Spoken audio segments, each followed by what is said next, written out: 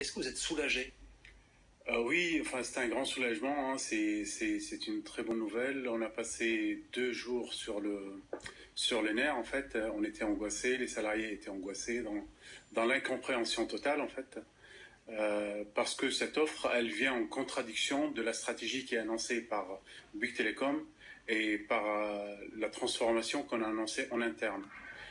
Notre stratégie, c'est d'être en cavalier seul, c'est d'être en stand-alone en fait. Et les salariés se sont battus pour aller chercher un client après l'autre et on y croyait. Et là, on voit au journal de dimanche une offre pour nous racheter à 10 milliards en fait.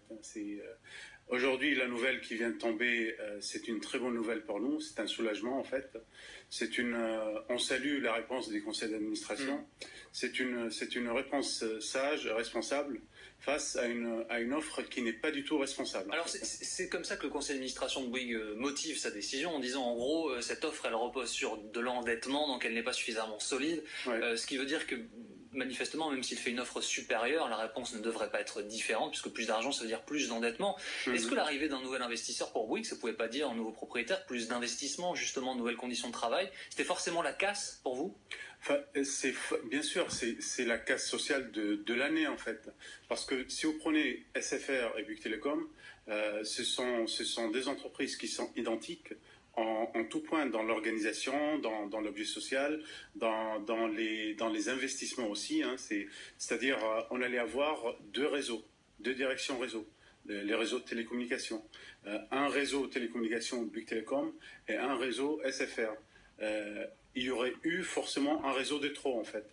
Et on peut faire le même raisonnement pour l'ensemble des directions informatiques, les fonctions support, les achats, etc., etc.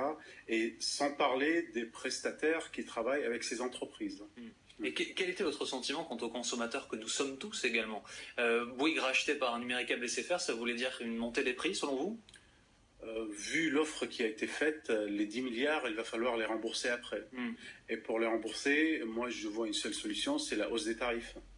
Il y aurait eu une répercussion forcément sur les consommateurs. Hein. En fait, l'incompréhension aussi, c'est comment on peut trouver une banque qui prête de l'argent pour casser une entreprise. Parce que l'objet, c'était purement et simplement de casser Bouygues Telecom, de se séparer d'un grand nombre de salariés et pour des fins purement financières. Il y a eu Free qui avait fait une offre en 2004, Numéricable SFR qui s'est rapproché cette année